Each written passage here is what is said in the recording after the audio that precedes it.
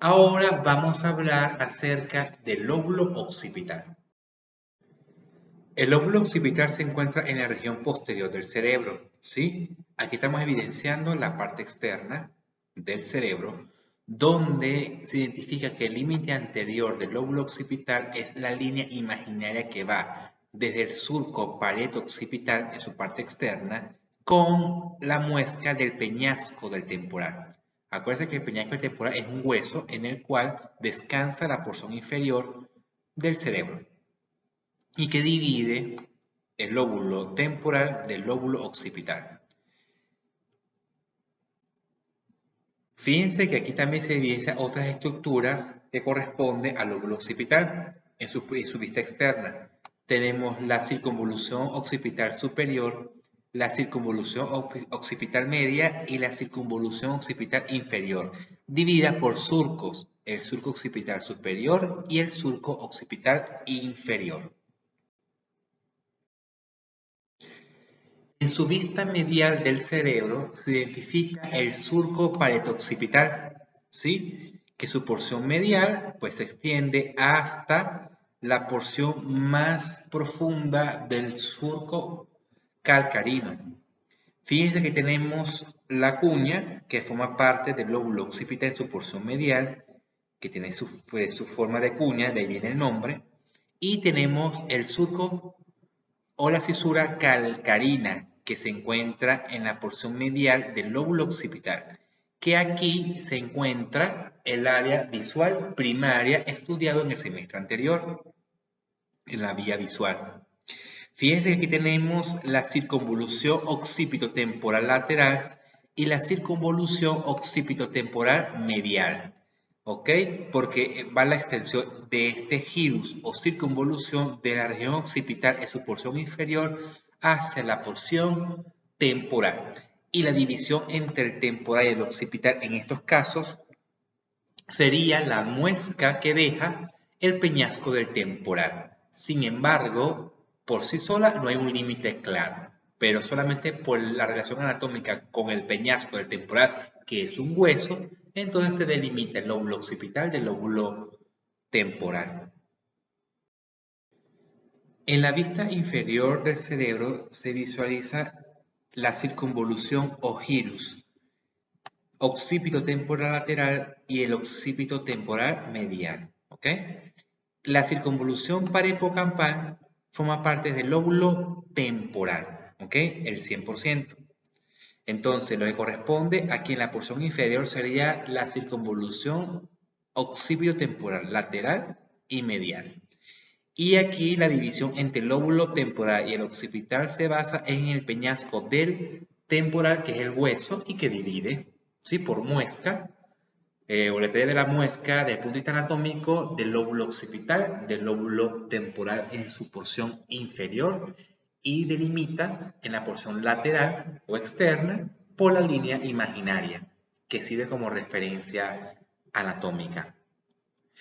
Esta circunvolución occipitotemporal lateral y medial también recibe el nombre de gyrus o circunvolución fusiforme. La palabra fusiforme es porque tiene forma alargada, ¿ok? Como se muestra aquí. Va desde el lóbulo temporal hacia el lóbulo occipital.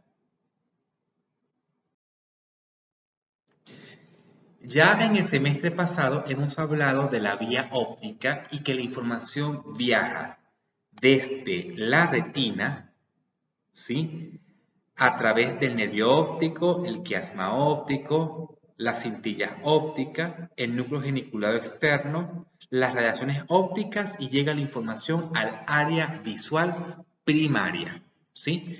Entonces, ya vamos a hablar ahora acerca de cuál es la función específica o cómo llega la información en el área visual primaria y allí esa información cómo viaja a las áreas secundarias. El área visual primaria se encuentra en la cisura calcarina del lóbulo occipital. El tipo de corteza sería una isocorteza heterotípica granular porque recibe información sensorial de la vía visual. Recordar que la capa 4 representa la granular interna y la capa 5 la piramidal interna. La capa 4, que sea la granular interna, es tan gruesa que se divide en tres partes. En la parte A, B y C, ¿sí? De la capa 4, que será la granular interna. ¿Qué pasa? Como toda neocorteza, contiene células piramidales en la capa 5, en parte en la capa 6, pero la más importante es la capa 4 porque tiene las células granulares, que recibe la información de la vía visual. Fíjense que la distribución A, B y C de la capa granular interna, la capa 4A y la 4C es la que recibe información del núcleo geniculado externo del tálamo. Recordar que parte de la vía visual de las cintillas ópticas llega la información a los núcleos geniculados externos y de allí por las radiaciones ópticas llega al área visual primaria. ¿Sí? Entonces, específicamente a la capa 4A y a la capa 4C. ¿Por qué? Porque la capa 4B no recibe información, más bien envía información hacia otro lado de la capa, ¿sí? De la cesura calcarina. Eso quiere decir de que de la capa 4 envía información a la capa 3.2 y a la capa 1, por ejemplo, ¿sí? O sea que mantiene una comunicación interlaminar, como lo muestra aquí, que es una de las características de la cesura calcarina, que es el área visual primaria, que hay comunicación dentro de las 6 capas de la área visual primaria y eso está tan desarrollado que pueden modular la información, incluyendo la dominancia ocular, que vamos a describir más adelante. Fíjense que aquí, entonces, la capa 4B se comunica con la capa 2 y 3, por ejemplo, que es lo que muestra en esta diapositiva. Mientras que la capa 5 y la capa 6 envía información hacia otros sitios, ¿sí? Específicamente a las áreas secundarias y terciarias de la corteza del lóbulo occipital.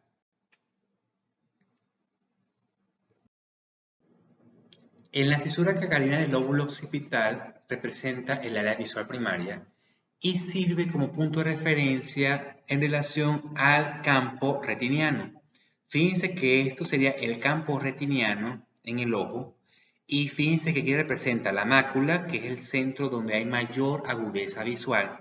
Lo que está alrededor sería la porción binocular, que quiere decir que recibe información de campo visual, tanto el derecho como el izquierdo, y la información monocular quiere decir que recibe información solamente de la porción más externa del campo visual. Ahora bien, esta distribución también se encuentra en el área visual primaria, ¿sí? La mácula representa la cesura calcarina per se. Entonces hay áreas donde recibe la información binocular, sí, que es la porción más posterior, y la porción más anterior recibe la información monocular. Otra característica es que la porción superior en relación a la cesura calcarina recibe información de la porción inferior de la retina y viceversa. La porción superior de la retina o del campo retiniano va hacia la porción inferior en relación a la cesura calcarina del lóbulo occipital. Y que el campo visual derecho recibe la información en la cesura calcarina del lóbulo occipital izquierdo y el campo visual izquierdo recibe información en la cesura calcarina del lóbulo occipital del lado derecho. Esa es la distribución funcional tanto del campo retiniano, campo visual y el área visual primaria. El procesamiento de la información en el área visual primaria es más compleja y la vamos a explicar en relación a este experimento con el gato. Fíjense que aquí tenemos una pantalla, ¿sí? Y aquí tenemos el punto focal donde el gato mantiene su campo visual en este punto central y eso sería el campo visual per se, donde está el campo visual izquierdo, el derecho, el superior y el inferior. Imagínense que en esa pantalla muestra una barra y que esa barra tiene una dirección en grados y que en la cesura calcarina del lóbulo occipital está registrando una neurona en específico. ¿Ok? ¿Qué pasa? Que en el campo retiniano, en el campo retiniano, está recibiendo la información de la barra, ¿sí? Justamente aquí se encuentra la pantalla y llega la información a la retina. En la retina se estimula de esta manera, con esta distribución en relación a la barra, y se estimula célula por célula en esta distribución, ¿sí? Por ejemplo, él sería por ejemplo, un cono, él sería otro cono, él sería otro cono, otro cono, otro cono. Cada uno hace sinapsis con una célula bipolar diferente y cada uno va a hacer sinapsis con una célula ganglionar diferente, porque nos estamos refiriendo aquí a la mácula, ¿sí? Que es la mayor concentración de conos y que el campo, ¿sí?, receptivo es demasiado específico. Entonces, esta información de que estamos estimulando, por ejemplo, 5 células con esta distribución que sería de esta barra, allí pasa la información por todo lo que es referente a la vía visual y llega al área primaria visual, en la cisura calcarina. Pero resulta que esta barra, por ejemplo, ¿sí?, es específica porque cuando llega la información, ¿verdad?, de las diferentes células a la cisura calcarina en el área visual primaria, esta tiene que pasar a otras células para saber la dirección por el cual está la barra, ¿sí? Entonces, por ejemplo, esa barra responde más cuando se encuentra a 90 grados, ¿sí?